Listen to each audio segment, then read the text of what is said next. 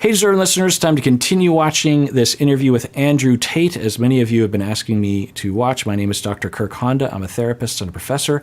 Let's watch, and I'll react. I'd just say top like a high value man. What would you say constitutes a high value man? A high value man is someone that is successful financially. I'd say it's someone that's got a lot of integrity and good morals, that is very well respected, is very sure of himself, but also is a very family-orientated man. That's, for me, a high value man. Okay, it's fine. I'm a high value baby. He's very sure of himself. Yeah, so what's a high value man for you? Pretty much basically what you said. I think a high value man is a capable man. I think capability can be judged in many different ways, and capability is something which varies depending on the situation. Okay, so when we want to break down philosophically what they are referring to as high value man, we break it down. Okay, so high, meaning high, higher in hierarchy, and value. So what do we mean by value? What do we mean by man, for crying out loud? But what do we mean by value? Is that someone that you can show off? Is it someone that will give you money? Is it someone that will make you happy? Is it someone that will look good on your resume, so to speak, when you describe your partner to other people? Is it someone that Instagrams well with you? What is a high value man? So you have to define, what do you mean by value? Now, she said a high value man is someone who's successful, who has high integrity, who is sure of himself, but also is a family orientated man, quote unquote. But then she was clear to say that's how I value, which is a good thing to say at the end of that. It's like, I'm not saying that's what I think that, that's not everyone defines, but that's the sort of man that I'm looking for. And I think for her, value means dateable, someone who is worth pursuing in a long-term relationship. I think what he means by value might be something quite different. You need a man who is capable of doing lots of different things that he doesn't do very often. You need a man who's capable of being violent when the time appears. Of course, you need a man who's capable of making money. You need a man who can kill somebody and hold a baby in the same day. You need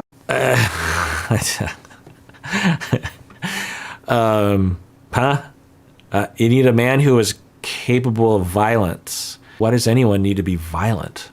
It's like zero. Now, in certain circles, I understand they value that, but certainly not in mine. I haven't had a need to be violent since I was immature as a young 20s person. And even then, I didn't need to be violent. I felt like I needed to be, but I actually didn't need to be violent. Now, should you try to defend yourself and the people you love within reason? Yeah, but often that means just getting away from a-holes who will try to be violent with you. Then let's run this. So, lots of different things that he doesn't do very often. You need a man who's capable of being violent when the time appears. Of course, you need a man who's capable of making money. You need a man who can kill somebody and hold a baby in the same day. I think he's just speaking off the top of his head. I imagine that he hasn't thought this through, because I would really drill down on that statement. You need a man, and what do you mean by you and need? That's what I want. What do you mean by that? You as in everyone, or her, or you? What do you mean? You need a man who is capable of killing someone and holding a baby in the same day. Is that a metaphor? Is he saying you need someone who is capable of assertiveness and also tenderness in the same day? Or are you literally saying you need someone who can kill someone? Under what circumstance? Are you talking about in war, or as a part of your job, or as a psychopath? Like, what are you talking about? Now, what is the effect? I'm guessing that he's more of an affect communicator rather than an actual ideas person. I don't know, but the effect is he's communicating. What's being communicated? He's not really, in my estimation, as most people aren't, particularly on a first date, talking verbatim about what they're trying to communicate. I would take a guess that what he is attempting to communicate is that he's a tough guy, that he is capable of killing someone and holding a baby, meaning that he is capable of true masculine, ideals of violence and assertiveness and self-assuredness, while also being able to be a good enough father that would hold his baby, that would value his family or something like that. That would be my guess as to what he's trying to communicate. That's his way of trying to communicate his value. Okay. And she seems to be agreeing with it. He said, you need someone who can be violent. And she says, yeah, you need a guy who can be violent. So if they see eye to eye on that, then maybe they're a good match. You need a man with a very broad spectrum of qualities and assets and capabilities. And this is actually what the most difficult thing about being a man is. Most people, when I say most people, let me change that. Most females don't respect how difficult it is to become a high-value man. Because to become a high-value man, you need to have so many different qualities and so many different capabilities. It's a very difficult thing to do. You need to be funny and smart and charismatic and interesting with stories. Okay, I'm not going to disagree necessarily, but I would degenderize it and say that there's a lot of pressure on everyone of every gender to be a lot of things, to be funny and interesting and successful and capable of all sorts of things. So I would say that a lot of people have pressure on themselves. You know, we could easily say, well, women have perhaps much greater pressures to have a perfect body, to have a perfect face, perfect skin, perfect teeth, perfect micro parts of their body, no wrinkles, white teeth, perfect hair, perfect clothes. There's a lot of outside pressure put on people to be all sorts of ways. And there's even micro pockets of culture, like in my field, in the field of psychotherapy and professors, there's a lot of pressure to always be smart and brilliant and wise at all times. But it's interesting, I think he's expressing a little bit of vulnerability here. He's, I think, admitting to feeling a lot of pressure to be perfect, feeling a lot of pressure to come across like he has it all, like he is the perfect male archetype, which I wonder what traumas he's been through to make him feel that he has to be perfect. And strong. And rich with a nice car and a nice apartment. Whereas to be a high-value female, you need to be hot. If you're nice, it's a bonus, but it's not even that necessary. That's it.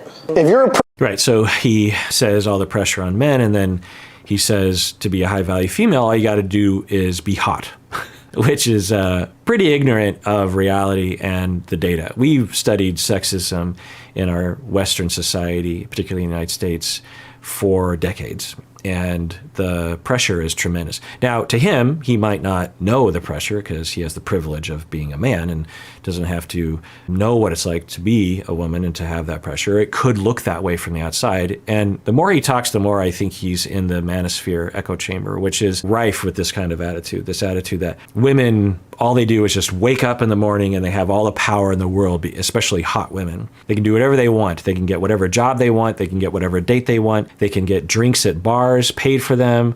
They can rise the ladder at corporations because everyone prefers them. They can do whatever they want. Men just have to deal with that. And it's ridiculous because, of course, it's not true. It's just scientifically not true. Now, might there be privileges to being attractive, regardless of gender? Yeah, there are privileges, but it's not all encompassing in that way. And for a lot in the Manosphere, a lot of men in the Manosphere, they long for closeness. They long, in terms of my estimate, and I've had many clients in this situation. That's how I became first aware of this about 15 years ago, was clients started coming to me with struggles with relationships, and they would start talking about the pickup artist community and eventually incels and MGTOW and Red Pill and all these other people. And every client I've worked with this issue had relational traumas growing up where they felt rejected of some sort. They've had adult relationships. All the guys were heterosexual and cis, and they had adult relationships that did not go well, or no relationships as an adult because they were shy or they had been indoctrinated into a mindset that put a barrier between them and women or something. They were depressed, all sorts of barriers to meeting people and having your needs met in terms of attachment and companionship. And they turn to the internet, and the internet has a Manosphere echo chamber that makes a lot of excuses to validate their experience. One of which is that women are privileged, actually, that sexism is actually a problem for men, not for women, that women know that they can control men. Women know that they don't have to do anything to get them. And it's just based on their myopic little world, because for them, that's what it was like. They approached women at the club or at school or at work and were rejected, and saw those women be able to choose who they wanted to date according to them. And so in their experience, that's what it's like. And they generalize that literally to 4 billion people on the planet, that all women have this control and all men do not. And so men have all the hardship. Men have to work hard, have to prove themselves to women, and women get to choose whatever they want to do. It's just not true. You ask any woman, Now, might there be a woman or a small set of women that are like this? Yeah, but there's men who are like this, heterosexual men who are like this. Anyway, generally speaking, if you talk to women, they're just like, yeah, dating's hard. Pretty female, even if you're a piece of shit person, you're going to get messages on Instagram. Yeah. Whereas if you're a good-looking man who lives with his mother, you ain't getting any messages. Okay, so he starts with the premise that women don't have to do anything and men have to do everything. And then his data point is that if you're an attractive woman on Instagram, you're going to get messages. Whereas if you're an attractive man, I think he's saying on Instagram, you won't necessarily get messages. He also mentions living at home. Does he live at home with his parents or something? I don't know. Or is he speaking for other people? The Manosphere, there's a lot of men still living at home with their parents and feeling very bad about themselves, potentially because of the way we will pressure people to be a certain way, which is unfortunate. But anyway, so he says, if you're an attractive woman on Instagram, you're going to get messages. Okay, but what does that mean? That means something, I suppose. But it also means that we socialize men that they're supposed to pursue, that they have the right to do that. You ask any woman, like a friend of mine, a colleague of mine, Rebecca, she told me recently that frequently she gets hit on LinkedIn. She has a public LinkedIn page, and men will proposition her on LinkedIn, and it's not anonymous, LinkedIn, the person's picture and name is there. Is that a good thing? Is that what people want? Any woman can attest to this onslaught of unsolicited, inappropriate propositions. Is that some sort of privilege for the woman? Is that some sort of pleasant thing? Are they winning in that equation? Not winning. I think so. I think that if you're a good-looking man, that's all you have going for you, I don't think you're going to succeed very well in life. Yeah. I know there's very, very pretty girls who have nothing else going for them that manage to do very, very well. Yeah. So many things to say. Now, might there be some examples where attractive people, regardless of gender, are so privileged that they get to do things like become an influencer, for example, without having any other sort of talent? Yeah, certainly that can happen. But he also, I think, because he's on a mission, he's not on a date. He's on a mission to make a point, I think, or he has a set of bullet points in his head that he's always paying attention to. And I think one of the bullet points is that women are lesser, I'm guessing is what he's pushing, that's the topic sentence. And then as a sub-bullet point, he's also putting forth that when women are successful, it's just because of their good looks, which discounts all the achievements that women, including good-looking women, I suppose, have achieved. It could also reflect, I don't know, his idea that that's how he sees the world. He only sees the world as you're either a hot woman who is desirable and will look good at my side when we're walking the red carpet or whatever, or I'm posting things on Instagram, or you're not, you're disregardable. And it doesn't matter what you've achieved or who you are as a human being. It just matters because that's the masculine ideal, is to have a beautiful, sought after, respectable woman at your side because that is a reflection on you. It's sort of like having a sports car or a fancy suit. Do you play chess? I'm okay at it. But if you look at the chessboard, right, the queen gets to jump all over the board and the king has to move one square at a time. And I think that's done very purposefully. If you go to Monaco and you see a yacht and you see a man on that yacht, he had to work his entire life and network his entire life and get up early and deal with stress and tax problems and police problems and work his ass off to buy that boat. What did the girl have to do?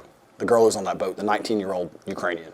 Okay, sure. The 19-year-old Ukrainian is on the boat. Does she own the boat? No. In fact, she probably has to do things she doesn't want to do to get on that boat. And she might not even have a way of having a career because of sexism and all sorts of other things. So just think about the two examples.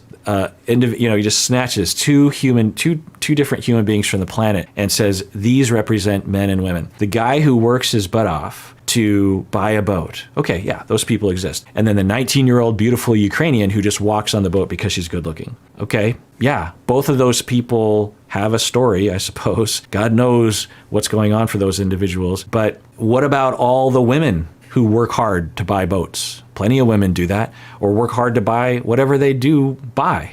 Lots of women work hard to buy things that would never be given to them and will never be given to them. Lots of men also, because of their good looks, are on YouTube channels because they are attractive individuals who wear nice suits and drive nice cars. Now, are there differences along the things that we will privilege and look for in people regarding gender? We will hold up men because of their success, in addition to their good looks and other kinds of signals of success like wealth and this sort of thing. And we hold up women in a different way, for sure. But to say that women can do whatever they want if they're good looking and have absolute power is just silly. It's just, if that were true, we would have a good-looking woman as a president. All the senators in the Senate would be good-looking women. All of the CEOs would be good-looking women. The richest people would be good-looking women. The people who own the TV stations would be good-looking. It is not the case. She had to get a message on Instagram. Boom. So the man moves one square at a time and the queen just jumps on board. This is the point. Female beauty is extremely valuable. The thing is, there's a difference between a high... The other thing I'm hearing from him is resentment. He has a tremendous amount of anger and rage at women, seemingly. He's already worked up. They're on a date, and he's already in this mode of anger and distress around how women have power. And so, again, rather than thinking about the verbatim of what he's saying, what is he communicating? I don't know what he's trying to communicate at this point. I mean, earlier I was thinking he's trying to signal certain things about himself, but at this point, maybe he just really loves to debate this sort of thing, like he frequently is in debates like this. I don't know. But if he was trying to communicate something to her, because, presumably they're on a date is the premise, but he's also on YouTube, so that's another thing you got to think. He knows he's going to be on YouTube. So he is trying to communicate that she is lesser because she gets to have whatever she wants. I'm going to take a guess and say that she has worked hard in her life to get where she is right. I don't know how successful this YouTube channel is, but I'm just going to take a guess and say that she works very, very hard. People tend to work very, very hard who have this kind of thing. There's a lot of things that one has to do. They don't just waltz onto a show. So if we just think about the emotional theme, forget about the details. And this is what I will do with my clients, because I'll have clients that will sit down and start yammering about stuff like this. And I don't shut them down, of course, and argue with them. I mean, sometimes I'll debate, particularly if it's around. So of the Manosphere clients that I had, most of them, if not all of them, were wanting to have good relationships. They wanted to have companionship. They wanted to find someone that would love them and have a long-term relationship. Or they wanted to at least date successfully, meaning that they could have serial relationships with people, serial, 1 month to 6 month relationships or something. And I would identify these attitudes as getting in the way of that they have weird resentments and ideas and attitudes, beliefs about women that if they truly believe this all the time, then when they go on a date, then they're going to be angry at this woman across the table. They're going to be hostile towards that individual. They're going to have a lot of bad feelings about that person, which is based on distortions and lies and indoctrination. And so I would argue with them in that instance, but sometimes I wouldn't. And so I would be looking for what is the emotional content? What's really happening for the individual? And this is helpful for all of us to think about. When your partner is ranting and raving about something, think about not necessarily what they're saying verbally, but think about what's the emotional theme here. So the emotional theme that I'm detecting from him is resentment at women, or just people, but maybe women, that he resents women for having power over him. He resents that he's had to work hard, maybe, is another theme. He has a lot of hurt around that. He's been hurt by having to work hard, by having to seek acceptance would, I guess, be another possible theory here, another hypothesis. It's sort of like when you just went through a breakup and it's very much on your mind and you're walking around in public and you see other couples together and you just really sense that difference between you and other people. You're just thinking, oh, like I'm all alone in my pain, and everyone else seems to be happy with their relationships all the time. So it's a confirmation bias based on how we're feeling. We feel hurt, we feel isolated, but we're not. There's plenty of people that you might be seeing that might also be suffering from a loss like this. And there might be couples that might be smiling at each other, but secretly they're cheating on each other. You just don't really know. There's no way to know. But it feels that way because you're really concentrating on your own pain, which is normal for us to do. And when you've been rejected because you're not good enough. So I guess that's another theme in what he's saying, is that men are not good enough. And as a stand-in, I think it's he is not good enough, that he has had to prove himself, that he has had to work really hard to get acceptance, to get his foot in the door in a number of different ways. And he looks around, and he's looking around in public and he sees all these successful people that seem happy, that their life seems to be going well, maybe particularly women. And he's like, they didn't have to do anything, when he has no idea what they had to do to get where they're at. But because he's so preoccupied with his own rejection and hard work, he contrasts that. He's like, look how hard it is. I've worked to get here. No one else has done that. When the other people might have even worked harder. High value man and high value woman. For me, a high value woman is, what kind of mother is she? What kind of compassion has she got? Has she got integrity? Has she got morals? Is she loyal? All these other qualities. But I feel like men base it on just an aesthetic level. I agree with you. If I meet a female, I would like her to be all those things, especially loyal. It's the most important thing for a female to be. Are you loyal? Mr. Loyal, man of God, we already talked about church. But the point is that to initially attract a mate, females, the most important thing for them is their looks, whereas a man, I think, is his status, and status is a far more varied spectrum than looks alone. Being good looking alone does not make you a high status male. To be a high status male, you need to have a bunch of things. Yeah, I agree with most of what he's saying. It is true that in our society, we have a very weird idea about what constitutes a high status individual. And it often is gender-based. And it's really weird when you look at it, that for men to be high status, they have to be successful, they have to have a lot of money, they have to be powerful in some way, a politician, a movie star, a CEO, a heart surgeon that's the best in the country, this kind of thing. And it's not the same for women. If you are a CEO as a woman, you're not necessarily any more attractive. You might even be less attractive to some people because they don't want you to overpower them, because by contrast, if in a heterosexual relationship, some men are so insecure, they want to have that masculine ideal of having more money and more power than their partner, when it's like, why? What's the difference? So yeah, it is weird, and it should be questioned and dismantled. But I think what he's saying is, well, what is he saying? Is he saying that we should dismantle it, or is he saying, because he seems to be complaining about it, so by extension, I would think he would want to dismantle it, but it sounds like he upholds it. Initially, if you're just pretty, you're going to get attention. Whereas a man, you need to have a bunch of things to just get attention. Now, again, he's really focusing on initial, which is kind of true. Of course, there are many other contexts, and we're just talking about heterosexual relationships at this point, and certain kinds of heterosexual relationships. But yes, it is true that initially, if you are a good-looking man in heterosexual dating apps, as opposed to a good-looking woman, then the woman is going to get maybe 100 to 1,000 times more messages than the man is. And so, yes, I don't know the stats. I don't even know if it's that exaggerated, but it's something along those lines. Yes, initially.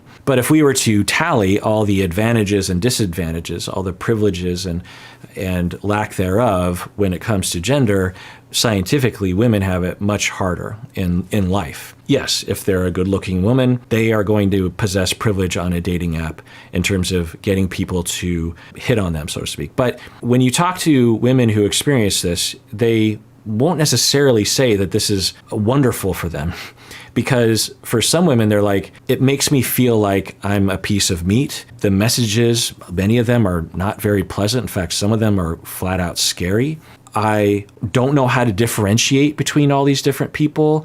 Maybe some of them are actually good candidates for me, but it all just comes across as creepy because they're just looking at a picture of me and they desperately want to be with me. Like, is that the sort of person I want to be with? And so it's not a wonderful experience, right? But if you have this fantasy of what a woman is, where they just stand on their throne and, yes, I will date. No, I will not date you. No, no, no. Yes, I will date you, but on the provision that you give $1 million to me and let me go on your boat. You know, that image in one's head, which is being propagated within the Manosphere, it's just simply not true. But anyway, I don't want to put ideas in his head, but he seems to be operating from some level. Do you agree with my point? Not always. Listen, there's men that are funny, that aren't that attractive, that can get attention. It's like an energy thing. I disagree. You disagree? I disagree. I know what you're saying. They can get... I love this. So let's rewind this. Looking alone does not make you a high-status male. To be a high-status male, you need to have a bunch of things. Initially, if you're just pretty, you're going to get attention. Whereas a man, you need to have a bunch of things to just get attention. Do you understand? Do you agree with my point? Not always. Listen, there's men that are funny, that aren't that attractive, that can get attention. It's like an energy thing. I disagree. You disagree? She is speaking, I'm guessing, from her own experience as a woman who is saying that if a man does not have status, but he's funny, he will get attention from me or women that I know.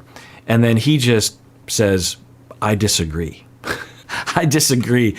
That's never happened in the history of humans. And as a man, I am here telling you, as a woman, what it's like to be a woman, what it's like to be any other human being. You know, you disagree. You disagree with what? What do you, if I were there to be like, what are you disagreeing with? Are you saying that no woman has ever, now I'm guessing what he would say, honestly, is he'd say, yeah, I am disagreeing because she's deluding herself. She thinks she was attracted to someone because of their humor, but in reality, there were markers of success, like he was a comedian or he was on his way up, or I'm sure he will fit it in somehow, is just my guess. I disagree. I know what you're saying. They can get attention, but I don't think anyone would look at a funny guy who lives with his mom and call him a high-value male. Whereas if you get a really, really beautiful girl, even if she has nothing else going for her, she'd be considered high value. I wouldn't say high value, no. Yeah, we can disagree. That's fine. Yeah, how about when a woman tells you what it's like to be a woman, you just say, well, okay, interesting. Instead, he disagrees. The other thing is he keeps talking about men being stuck at home. And he seems to have like two men exist in the world for him. The loser, quote unquote, that lives at home with their parents, and the high status male, as if there aren't literally billions of men on the planet of varying different identities and social positions. It's an interesting dichotomy that he's looking at. All right, so let's end it there, and because this video is getting a little long, so I just have a lot of things to say. And next time, tune in when we continue watching this video. And everyone out there, please take care of yourself because you deserve it. You really, really do.